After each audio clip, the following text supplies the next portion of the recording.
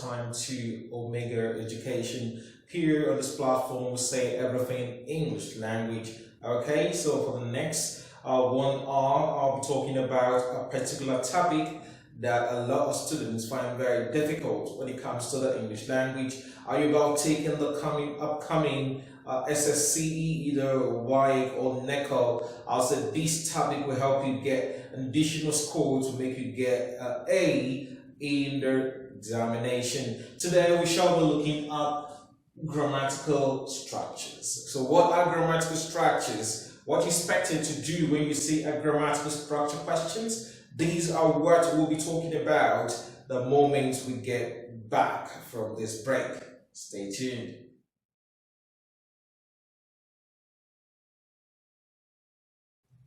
Okay, I'll welcome you one more time, and if you're just joining this channel for the first time, I would say you are on a very wonderful roller coaster ride to acing and scoring high in the English language. Before we do that quickly, go below this video and tap on the subscription button. Did I say that silently? Okay, let me say it loudly.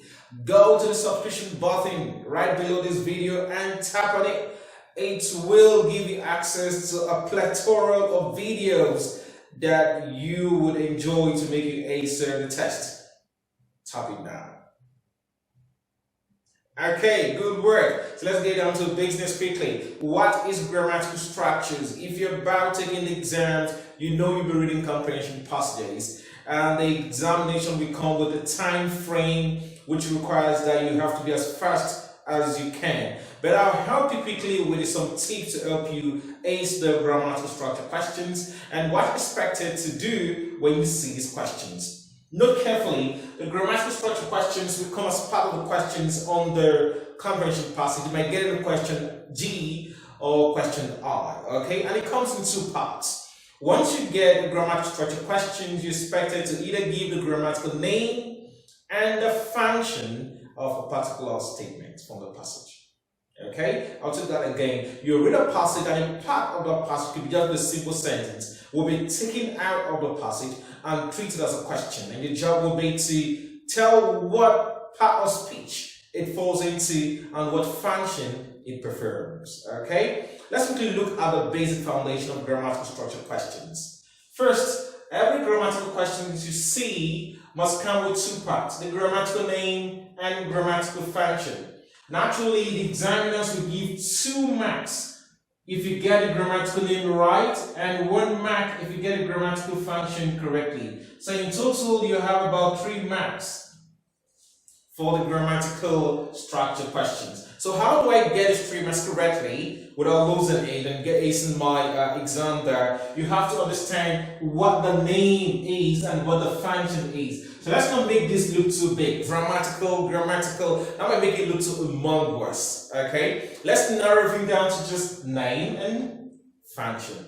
Now, listen carefully. Once you hear grammatical name, think of 3 things. You either think of a noun, you think of an adjective, or you think of an adverb. I'll say that again. Whenever you hear grammatical name, wherever, in your sleep, your life, on the street, probably in your little closet, you're asked, what is a grammatical name? Just think of 3 things: a noun, adjective, or adverb. So whatever must have been underlined in the passage and brought to you as a question must have 3 basic tallies that can go along with it. It might either be a noun, an adjective, or an adverb. Clear? Moving on now. The noun here can become a noun phrase when the words are more than 1. So if I have more than 1 word telling me about a noun, I'll say it's a noun phrase. For instance, I have dayo, okay? So if I have dayo, for instance, now that's just a word, so I call it a noun.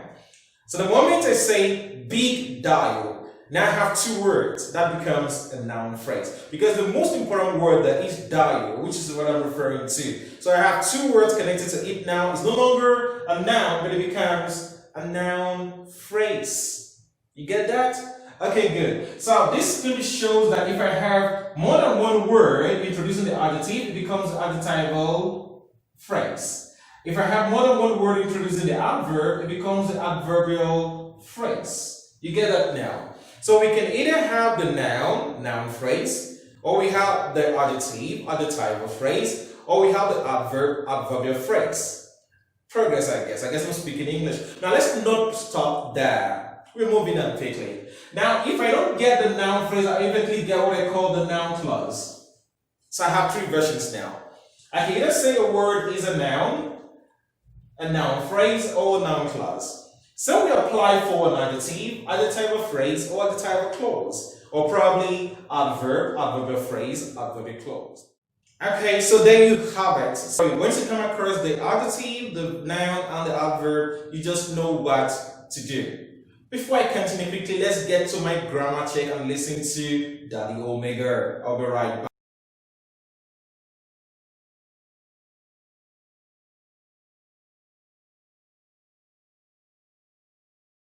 Here, this is the section where we dedicate to Daddy Omega. So in Daddy Omega section today, we shall be looking at the word spirit and ghost. These are the same thing. I know you're taking a quick guess there. Spirit and ghost is not the same thing. You hear a lot of people, even in your Nollywood movies, say spirit and ghost. These are two different concepts entirely, okay? A spirit is a being that is in a human being when you are alive, okay? It's part of your existence, okay? That makes you move, as the case might be, okay? You can't see the spirit. It is not possible for you to see the spirit because it must exist in a body, all right? The moment the spirit leaves your body, it is believed that you have died, okay? So the body goes back to dust where it comes from, and the spirit goes back to the celestials, probably heaven, as the case might be. The ghost is this like a being. We could call it a spiritual being, anyways. But this time around, it acts more like a human. So I can make it very clear in layman's language. Once a spirit begins to jump, sit, sneeze, ouch, or probably put on clothes, that spirit becomes a ghost. Take that again. Okay, so once you have a spirit doing what every human being does, it becomes a ghost. Get it there clearly. That was Daddy Omega section. Let's get back to the class now. Voila! Welcome one more time. Let's finish up this bit here with some basic examples on the structure here. Okay, let's look at the board quickly. Okay, welcome one more time to the section where we treat questions on Omega education, where we speak everything English. Okay, so quickly on the board, I have a few questions here, or statements that will help us identify the grammatical name and functions of words there. Remember quickly, I said earlier on that once you hear grammatical name, you know that you're referring to three basic things, which could be noun, adjectives, and adverbs. Clearly, once you hear grammatical name, you talk about the noun, the verb, the adverb, and the adjective there. So remember, I made a distinction today by saying the noun can have more than one word where it becomes a noun phrase. There could be a verb in it, then it becomes a noun clause.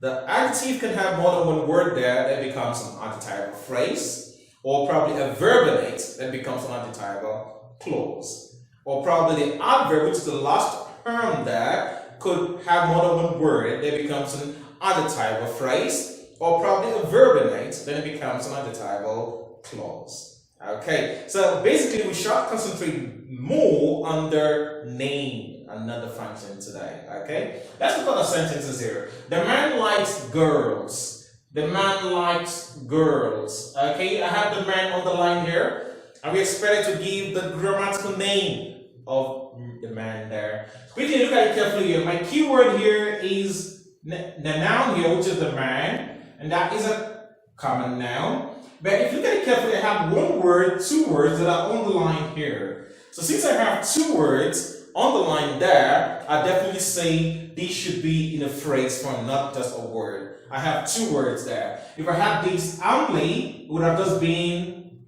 a noun. But here I have two words, it becomes a noun phrase. So basically, I'll say my grammatical name for my first question. Let's put it down here. My grammatical name for the first question there will be a noun phrase. So that will be my first question there. The man likes the girls there. The man here becomes my noun phrase because I have two words there, and the most important word or the head word there is a noun. Okay? Quickly, let's move into the next part there. Peter, who loves dancing, is honest. Who loves dancing? Peter. Keyword here, okay? But in this way, these items is telling us more about the noun Peter.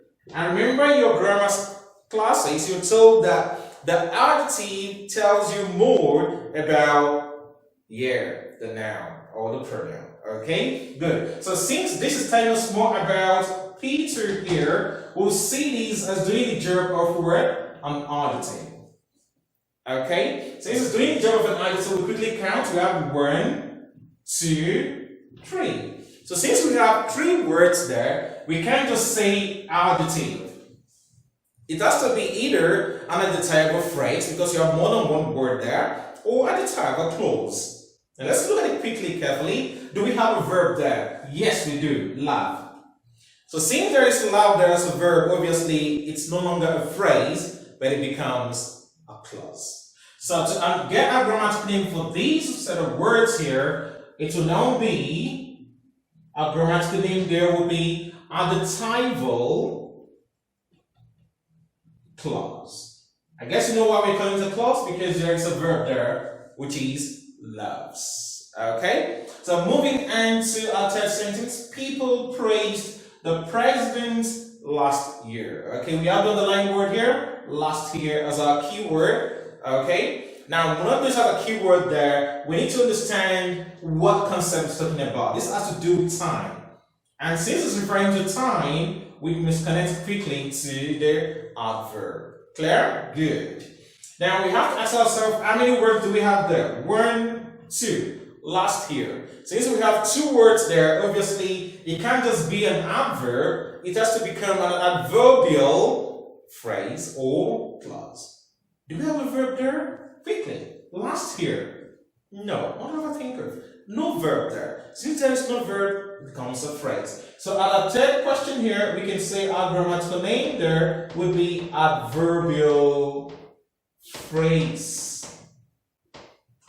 Okay, so this way you would definitely identify keywords if you know what they represent quickly. Now with these, we have a foundation of what grammatical names look like. Alright? In my next video, I'll be talking about the grammatical function. And also be taking you through 10 years of SSC examination and how the grammatical structure questions have been related. How to write your grammatical structure answers on the response sheet, your answer sheet, correctly without losing any points. There's one thing for you to get the answer correctly. It's another thing for you to write it the way it ought to be written.